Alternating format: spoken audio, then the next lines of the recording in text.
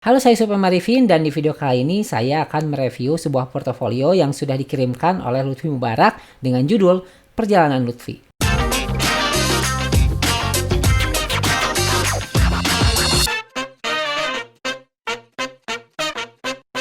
Video ini disponsori oleh Epicenter Store ID. Jika kalian ingin membeli poster-poster keluaran Marvel Cinematic Universe atau DC Extended Universe, bisa langsung ke Epicenter Store ID, ada di Tokopedia, Bukalapak, ataupun Shopee. Kita lihat di halaman pertamanya ini ada gambar vektor Lutfinya dan juga ada judul portofolio perjalanan Lutfi. Lalu di sini juga ada gambar kamera ya, ada gambar GoPro dan juga ada gambar drone.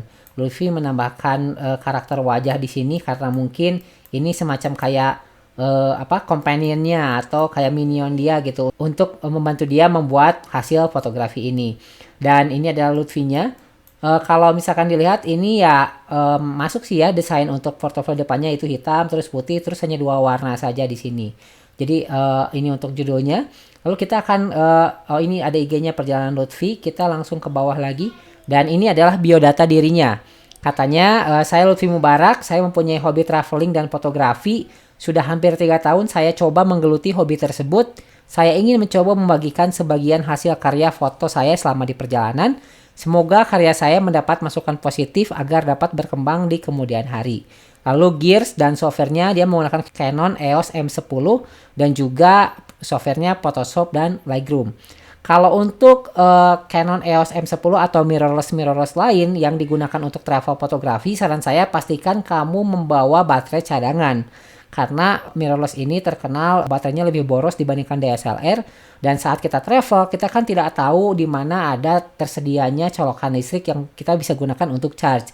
Atau saat kita memotret sunset tiba-tiba baterainya habis, ya mau nggak mau kan akan terlewat gitu momennya. Jadi pastikan kalian membawa baterai yang cukup sebagai baterai cadangan, dan juga pastikan selalu membawa case anti air karena kan kalau travel itu kan di luar ya. Jadi pastikan jangan sampai nanti kehujanan terus malah kameranya jadi rusak. Jadi pastikan membawa alat-alat seperti itu untuk menjaga alat kita supaya aman dan tidak cepat rusak. Dia menampilkan karyanya yaitu penggunungan. Kalau saya lihat dari komposisi, terus juga pengaturan settingannya, terus juga lighting, ini memang udah keren banget. Cuman sayangnya ya kalau saya lihat di sini tidak dijelaskan ini pegunungan mana gitu. Jadi ya bagi sebagian orang mungkin ada yang tahu, tapi kan tidak semua yang melihat portofolio ini tahu kalau ini gunung apa. Mungkin ada beberapa gunung yang bentuknya itu mudah ditebak seperti Gunung Tangkuban Parahu kan yang ada di Jawa Barat, itu sudah jelas orang pasti bakal tahu. Tapi kan gunung-gunung seperti ini kita nggak tahu nih ini gunung di mana, terus ini di mana. Jadi saran saya adalah selalu kasih keterangan bahwa ini lokasinya di mana, ini lokasi di mana. Ini untuk landscape ya, ini untuk traveling.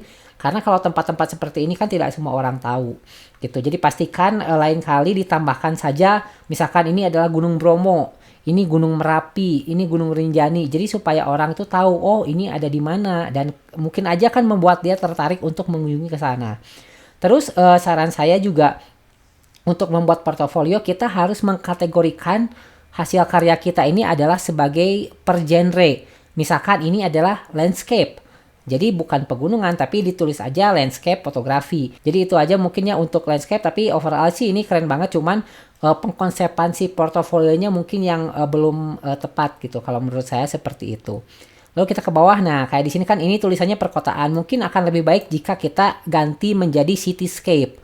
Karena kan siapa tahu ada perusahaan dari luar yang ingin meng-hire Lutfi ini sebagai fotografer untuk majalah mereka, atau mungkin membutuhkan foto-foto dari Indonesia, ya otomatis jika kita memberikan portofolio kita ke mereka, otomatis harus dalam bahasa Inggris kan, ya makanya lebih baik ini diganti menjadi cityscape gitu, seperti itu.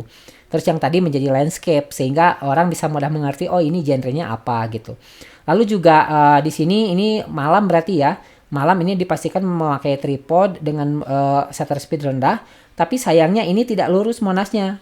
Jadi dia terlihat kayak menara Pisa yang miring begitu. Jadi mungkin sedikit di-rotate saja di Photoshopnya supaya si Monas ini terlihat lurus ke bawah gitu.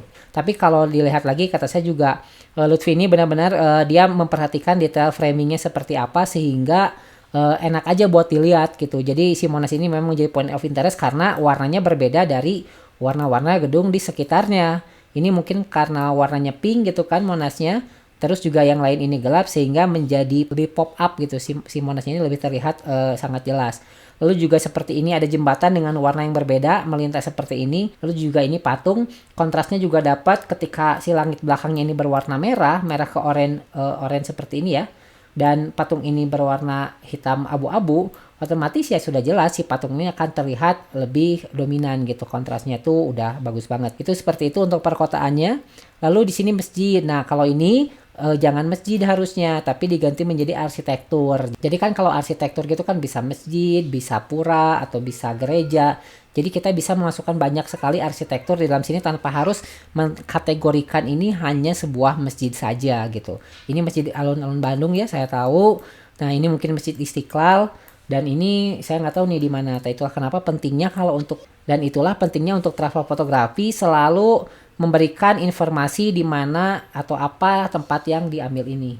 Lalu kita ke bawah lagi, dan ini adalah pantai. Pantai ini bisa disebut landscape dan juga bisa disebut seascape kalau dalam genre fotografi. Jadi kalau lautan itu disebutnya seascape. Dan ini Lutfi memasukkan pantai ini bisa diganti aja menjadi seascape dan menunjukkan lautan. Tapi kalau ini kan bukan laut berarti ya, ini pantai ya.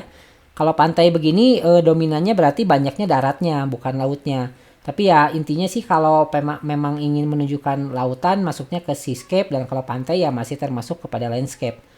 Ini pantai tapi ada bukit di sini, terus juga ada bukit juga di sini, ada langit di atas, terus juga di sini ada ada payung-payung dan kursi tempat turis. Ini ada tong sampah, ini terlihat jelas. Kalau saya sih biasanya saya selalu hilangkan dulu atau saya geser ini karena hal-hal kecil seperti ini kadang suka merusak keindahan fotonya aja gitu. Kalau dalam fotografi ya kita harus berusaha seperfeksionis mungkin supaya hasilnya lebih maksimal. Hal-hal yang bisa kita edit dan bisa kita hilangkan ya itu lebih baik kita hilangkan atau kita edit pada saat proses post production. Dan di sini ada lautan sedikit, terus di sini ada gedung, terus juga ada kayak tempat pasar malam begitu ya, kayak pasar pantai gitu, mungkin tempat hiburan. Dan ini kayaknya sore hari. Dan terus juga diperhatikan distorsi lensa. Dan karena penempatan si gedung ini ada di pinggir, otomatis dia terkena distorsi lensa. Karena saya yakin ini lensanya menggunakan lensa wide. Dan jadi terlihat seperti miring kayak mau jatuh begini kan. Kalau seperti yang tadi saya bilang garis ke bawah kan ya, jadi inilah nggak pas ya. Jadi ya diperhatikan lagi kalau mau ada gedung seperti ini. Kecuali kalau gedung ini tidak ada. Kalau misalkan gedung ini sama Lutfi dihilangkan atau misalkan tidak diambil, gambarnya lebih banyak ke arah ke sana tuh, otomatis akan lebih balance aja. Kalau kata saya sih seperti itu untuk foto ini. Terus lanjut lagi ke yang satu lagi, di sini adalah sebuah siluet. Siluet ini sebetulnya bagus ya, mulai dari langitnya, mulai dari bayangannya, terus juga ada ayunan di pinggir laut dan juga ada anak kecil yang sedang jongkok di sini. Kalau ini saya nggak ada masalah sih dari si foto yang ini. Lalu kita lanjut lagi ke sini adalah candi. Candi ini ya kalau untuk di genre fotografi bisa dimasukin ke heritage atau arsitektur juga bisa. Dan di sini kan ini nggak ada masalah sih. Kalau saya ini ada Candi Prambanan, ada Candi Borobudur. Dan untuk hasilnya ini bagus. Ini saya nggak tahu apakah ini lens flare ini apakah asli atau editan, tapi nggak masalah sih. Ini kalau misalkan meskipun editan juga ini menambah fotonya menjadi lebih bagus lagi. Terus juga dari segi warna juga ini udah oke banget. Tapi kalau kita memasukkan beberapa gambar ke dalam satu halaman, pastikan itu si warna itu harmonis. Jadi kalau ini kan langitnya bagus nih. Dia langitnya seperti sunset, di sini juga langitnya sunset, berwarna oranye keemas-emasan gitu ya. Tapi pas Borobudurnya ini biru banget gitu. Otomatis saat kita melihat secara keseluruhan, jadi gambarnya tuh asal kurang matching aja. Mungkin kalau misalkan Borobudur ini langitnya bisa diedit, bisa diganti dengan langit yang ini, mungkin akan lebih baik gitu. Yaitu kalau misalkan saran saya sih seperti itu. Karena memang kalau kita melihat kayak gini kan pasti langitnya tuh ada dominan. Pas kita ngeliat di langit ini warna ini, langit ini warnanya juga sama dengan yang nomor 1, ini nomor 2, dan nomor 3 ini langitnya berbeda sendiri gitu. Ya itu sih menurut saya ya, diperhatikan lagi supaya sama pada saat kita memasukkan semua gambar ini ke satu halaman aja. Lalu di sini ada manusia. Nah, ini yang seperti saya bilang tadi, harusnya kita masukinnya human interest karena ini adalah kegiatan manusia melakukan hal sehari-hari. Ini kan misalkan ada nenek ini mungkin lagi nyetrika nih ya. Ini ada setrika areng. Terus juga di sini ada radio lama, ada apa nih? Ada cempor ya. Kalau bahasa saya sih cempor. Damar lah kalau bahasa Sundanya sih kayak gitu buat penerangan. Terus di sini ada penari. Terus di sini juga ada penari sebagai Arjuna begini ya. Nah, ini sih kalau dari segi ketajaman, terus juga warna, terus juga frame-nya juga udah bagus. Belakangnya udah bokeh. Nah, ini ada lens flare lagi nih. Ini kayaknya editan ya. Terus yang ini juga bisa. Tapi kalau menurut saya ini udah pas ya. Kalau yang untuk foto nomor 3 ini karena dia banyak banget nih ornamennya keluar, mungkin sampai sini, yang ini sampai sini, yang ini sampai sini, ya mungkin lebih mundur lagi atau menggunakan potret begini ngambilnya posisinya, sehingga yang bagian luar-luarnya juga terambil, tidak akan kepotong gitu. Nah itu seperti itu gitu. Tapi kalau mau fokus ke eksposisi modelnya ya bisa aja di cropping ketat segini misalkan. Jadi buat menampilkan make up dan ornamen-ornamen secara lebih detail. Itu di situ untuk yang human interest ini. Nah, ini juga hewan ya diganti aja menjadi anima. Nah, ada perbedaan yang signifikan antara memotret hewan dengan memotret hewan kecil. Kalau hewan kecil seperti lalat atau seperti kumbang ini itu bisa dikategorikan sebagai makrofotografi.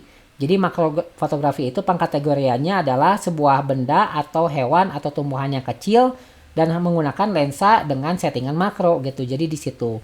Jadi kalau misalkan mau makro nih, ini kayak semut, lalat sama kumbang ini, nanti di sini ada bunga yang ada bunga dan juga ada hewan-hewan lain yang bisa dikategorikan sebagai makro. Tapi kalau mau hewan secara keseluruhan ya mungkin di sini ada foto kucing, ada foto anjing, itu dimasukkan sebagai kategori untuk hewan gitu. Jadi biar lebih matching aja.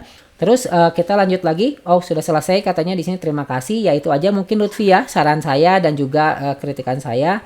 Jadi tolong diingat bahwa ini adalah saran dan kritik yang membangun, tidak ada niatan saya untuk ingin menjelekan atau membilang fotonya jelek. Cuman ya kita sama-sama ingin memajukan fotografi di Indonesia, dan untuk kalian juga yang ingin direview portofolionya sama saya ya silahkan kirimkan aja melalui email ke yusufmohonaarifin@gmail.com. Dan pastikan kalian menonton video ini dan sehingga nanti pas kalian kirim portofolionya tidak melakukan kesalahan-kesalahan yang sama gitu. Jadi seperti yang tadi saya bilang bahwa kalau untuk travel itu tempat-tempat atau pemandangan itu dimasukkan keterangannya, itu di fotonya di mana dan itu apa nama tempatnya supaya lebih jelas lagi. Demikian videonya, semoga bermanfaat. Saya Yusuf M. Arifin, like, comment, dan subscribe, dan sampai jumpa.